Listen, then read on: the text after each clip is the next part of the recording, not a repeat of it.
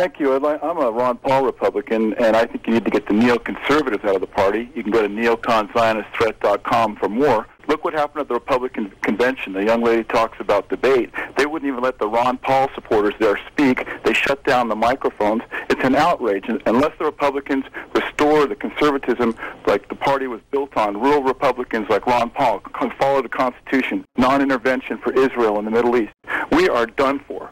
Thank you.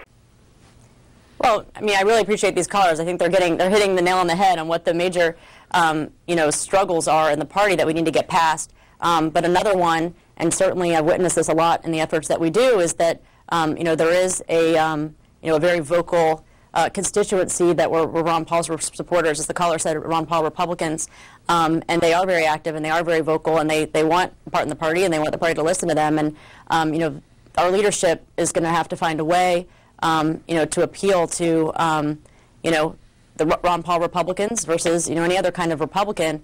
And I think what I will say, just even from I like to focus a lot on the strategy and tactical side, which is more of my expertise.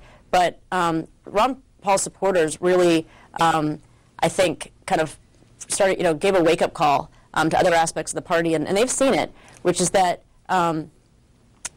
someone who was, whether people agree with his issues or not, but very passionate about what he believed. He wasn't necessarily young, but he was very passionate about what he believed, kind of drew this very loyal constituency that allowed him to raise much more money online than you saw even from other presidential candidates.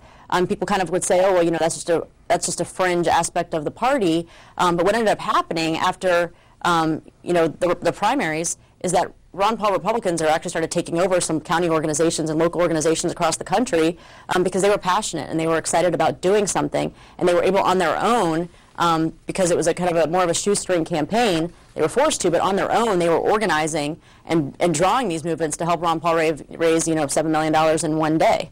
Thanks for watching. Please subscribe and check out Tom's Representative Press channel. It's a channel you'll want to subscribe to as well. See the link in the video description.